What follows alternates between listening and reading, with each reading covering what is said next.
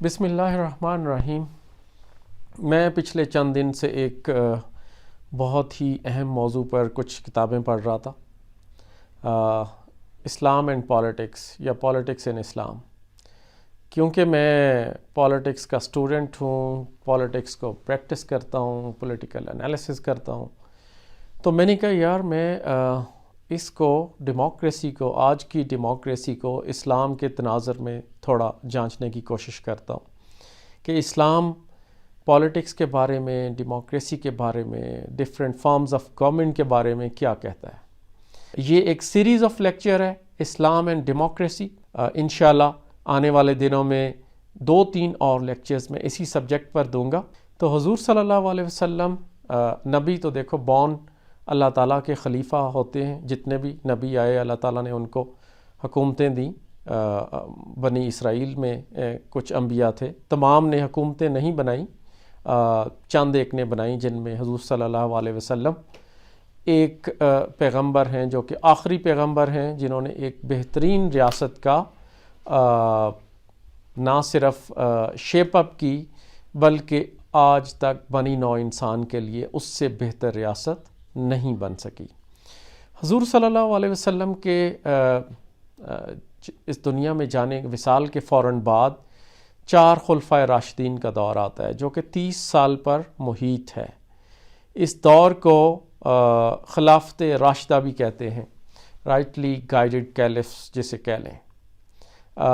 لیکن اس دور کے بعد جو دور آتا ہے وہ بنی امیہ اور بنی عباس کا دور ہے، جس کو ہم خلافت تو نہیں کہہ سکتے، البتہ اس دور کو آپ ملوکیت ضرور کہہ لیں گے۔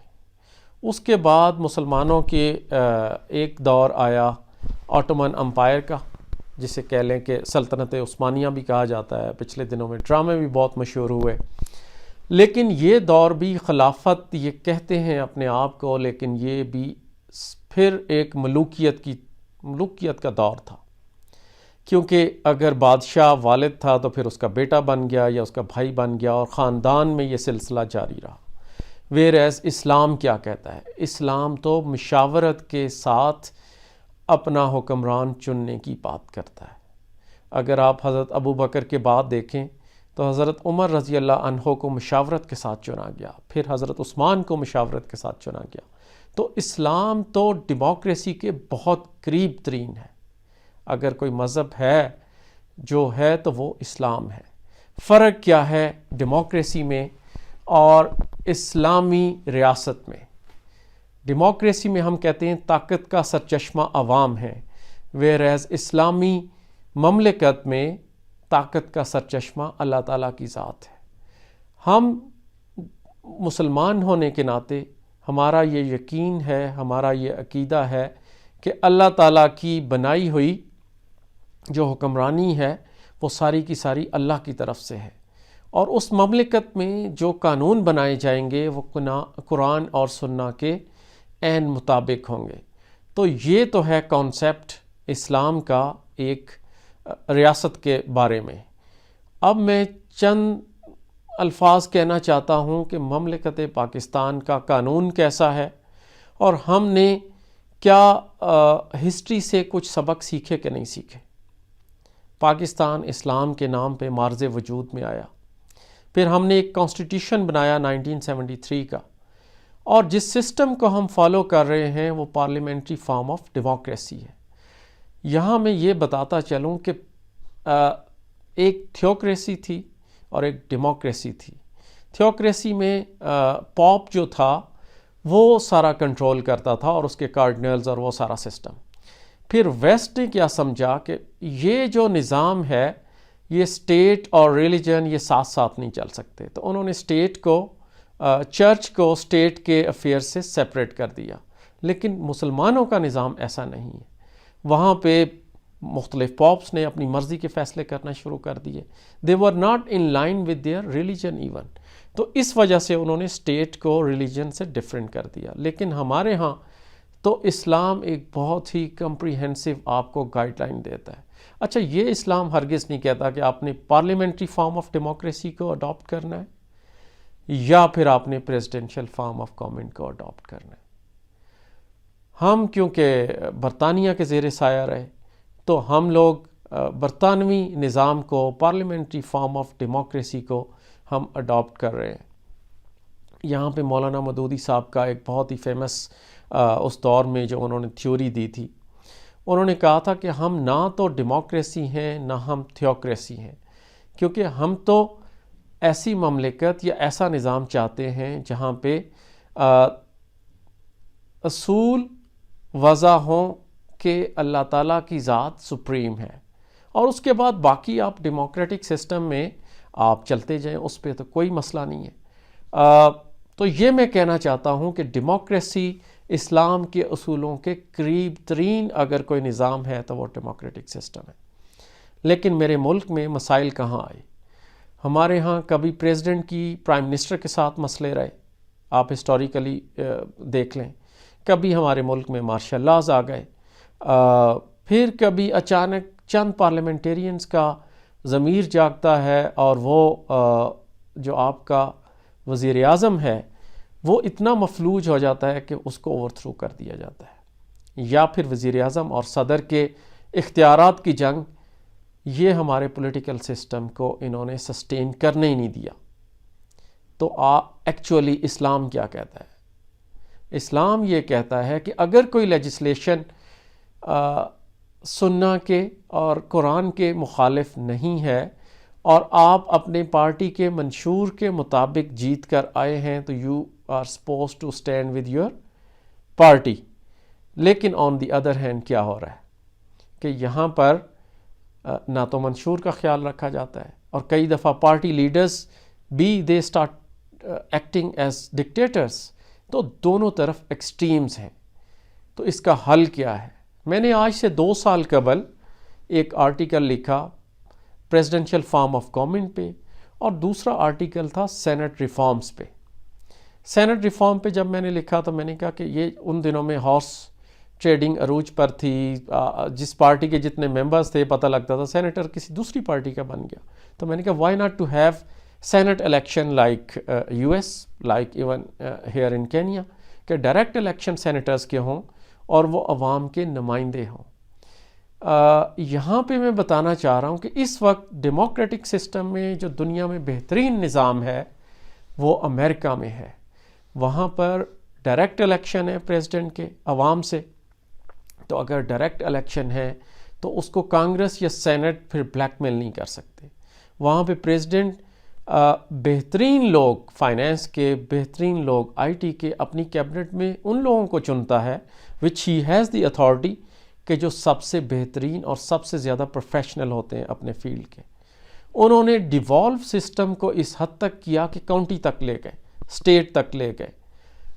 ان کے تمام لوگ الیکٹڈ لوگ ہیں، اور کئی دفعہ ایسا ہوا کہ اگر ریپبلکن سینٹ میں اینڈ کانگریس میں میجورٹی میں ہیں اور پریزیڈنٹ آپ کو ڈیموکریٹس کا مل گیا، تو اس لیڈر کو بالکل یہ خوف نہیں ہے کہ سینٹ میں یا کانگریس میں کس کی میجورٹی ہے۔ اگر میجورٹی آف دا لوگ ایک لیڈر کو پسند کرتے ہیں تو وہ اس کو الیکٹ کر دیتے ہیں۔ ہمارے ہاں انٹرفیرنس آپ نے دیکھ لی ہے، کبھی اسٹیبلشمنٹ کی انٹرفیرنس، کبھی پریزیڈنشل پرائم منسٹر کا آپس میں مسئلہ۔ تو ان سب کا حل کیا ہے؟ میرے نزدیک، میری عقل سمجھ کے مطابق ہمیں پریزیڈنشل فارم آف گورنمنٹ کی طرف جانا چاہیے۔ لیکن ہوتا کیا ہے، ہر دور میں 100-150 لوگ الیکشن سے پہلے موو کرتے ہیں۔ پیپلز پارٹی سے لوگ کاف لیگ میں موو کیے، نون لیگ سے کاف لیگ میں موو کیے، کاف لیگ سے دوبارہ پھر پیپلز پارٹی میں اور نون لیگ میں موو کیے۔ پچھلے الیکشن سے پہلے بہت سارے لوگ پی ٹی آئی کی طرف موو کیے، اور اب میرا خیال انہی میں سے بہت سارے لوگ یا کچھ اور پی ٹی آئی سے پھر ایک نئی طرف موو کر رہے ہیں۔ تو اس موو کو آپ کیسے روک سکتے ہیں؟ اس موو کو آپ پارلیمنٹری فارم آف ڈیموکریسی میں نہیں روک سکتے، کیونکہ یہ لوگ سمجھتے ہیں کہ جو بھی پرائم منسٹر بنے گا ان لوگوں کے ووٹ سے بنے گا، نہ کہ عوام کے ووٹ سے بنے گا۔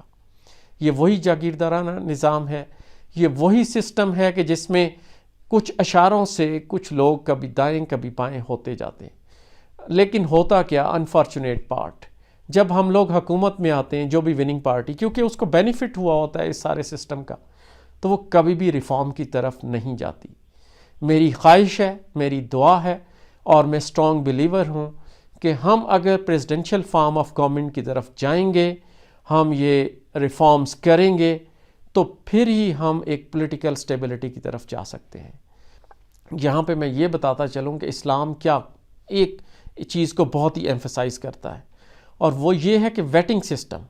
آپ اس سسٹم کو اتنا ویٹ کریں کہ جب کینڈیڈیٹس الیکشن کے لیے کھڑا ہوتا ہے تو اس کا آپ کردار جانیں، آپ اس کی انٹیگریٹی کو دیکھیں، آپ اس کی سنسیریٹی کو دیکھیں، پھر آپ اس کو الیکٹ کریں۔ And last but not least, کہ کسی بھی ڈیموکریٹک سسٹم میں، کسی بھی خلافت میں 3 پلرز بہت ہیں، اہم ہیں۔ ایک ہے ایگزیکٹو کا، ایک ہے لیجسلیٹو کا، اور تیسرا ہے جوڈیشری کا۔ اور آج کے ماڈرن ایرا میں ایون یہ جو انڈیپینڈنٹ میڈیا ہے، یہ بھی چوتھا ستون بن گیا ہے اسٹیٹ کا۔ تو پالیٹکس صرف یہ نہیں ہے کہ جو کینڈیڈیٹس ایکچول پالیٹکس میں حصہ لیتے ہیں، ویئر ایز ہمارے آج کے مدبر، ہمارے میڈیا کے لوگ یہ پولیٹیکل ڈائریکشنز دیتے ہیں کسی بھی ملک میں، تو ان کا رول بھی پالیٹکس میں بہت ہی اہم ہے۔ تو آپ اکثر دیکھتے ہوں گے کہ میڈیا پہ ایک کمپین چلنا شروع ہو جاتی ہے ایک سرٹن آئیڈیا کو لے کے، ایک آئیڈیالوجی کو لے کے، تو وہ پولیٹیکل آئیڈیالوجی کو شیپ اپ کر رہے ہوتے ہیں۔ لیکن ایک چیز ہم بھول جاتے ہیں کہ یہ جو 3 پلرز ہیں، انہوں نے انڈیپینڈنٹلی کام کرنا ہے۔ جوڈیشری نے اپنا کام کرنا ہے۔ حضرت امام ابو حنیفہ رضی اللہ عنہ نے بنو عباس کا دور تھا، تو انہوں نے کہا جی جو آپ کہیں گے، لیکن حضرت امام ابو حنیفہ رضی اللہ عنہ وہ مینٹلی آئیڈیالوجیکلی ان کو وہ انڈورس نہیں کر رہے تھے اس ملوکیت کے دور کو، اس وجہ سے انہوں نے چھوڑ دیا۔ انہوں نے کہا کہ نہیں، میں چیف قاضی کا عہدہ نہیں لوں گا۔ پارلیمنٹ کا کام ہے لیجسلیشن کرنا، اور وہ لیجسلیشن پبلک کنسلٹیشن اور عوام کے مفاد کے حساب سے ہو۔ اس کانسٹیٹیوشن کو اپ ہولڈ کرنا، اور جو کانسٹیٹیوشنل چیزیں ڈیبیٹیبل ہو جائیں اس کا فیصلہ جوڈیشری نے کرنا ہوتا ہے۔ ایگزیکٹو کا کام ہے اپنے ایگزیکٹو ڈیسیژن لینا۔ اگر تینوں پلرز میں سے کوئی پلر بھی اپنا کام نہیں کرے گا تو وہ ریاست بہتر انداز سے نہیں چل سکتی۔ آج کل ہم دیکھ رہے ہیں کرائسس، جوڈیشری نے کانسٹیٹیوشن کی ٹرانسلیشن کرنی ہے، جوڈیشری نے کانسٹیٹیوشن کو اپ ہولڈ کرنا ہے۔ تو میری درخواست ہے، میری دعا ہے کہ تمام لوگ اپنے اپنے پیرائے میں رہ کے کام کریں، اور اگر ریاست کو پروگریس کرنا ہے تو ہمیں پریزیڈنشل فارم آف گورنمنٹ کی طرف جانا پڑے گا، اور اس کے اوپر تمام جماعتوں کو سوچنا چاہیے کہ مختلف اوقات میں وہ لوگ بلیک میل ہوتے رہے ہیں، کیا آئندہ بھی وہ بلیک میل ہونا چاہتے ہیں؟ اگر ہونا چاہتے ہیں تو پھر جو سسٹم ہے اسی پہ چلتے رہیں، اور اگر آپ چاہتے ہیں کہ یہ بلیک میلنگ، یہ سسٹم ختم ہو، تو آپ اس سسٹم کی طرف آئیں۔ تھینک یو اینڈ اللہ حافظ۔